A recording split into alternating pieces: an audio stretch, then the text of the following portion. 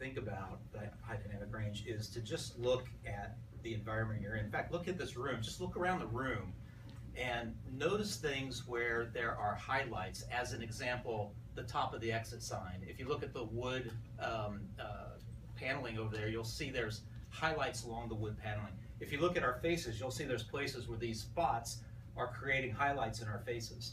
And when we talk about high dynamic range, what we're talking about is the ability to reproduce that wide range of dark to light.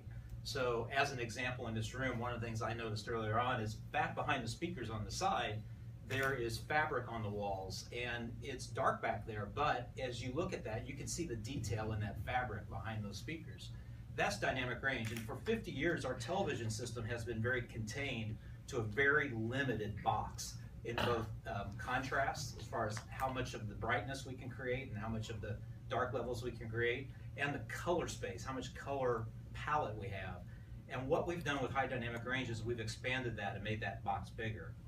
That doesn't mean that every image has or needs or uses high dynamic range. What it means is the palette is available for the storytellers like Stephen to be able to create the emotion, create what he was talking about, and deliver it to the audience.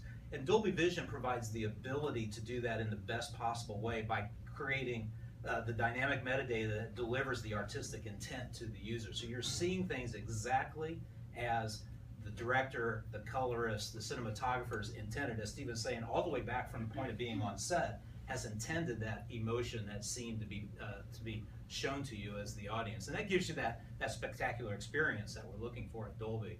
So the key here though, and this is the thing that's easiest, is we've been often talking about resolution. We went from standard definition to high definition to ultra high definition.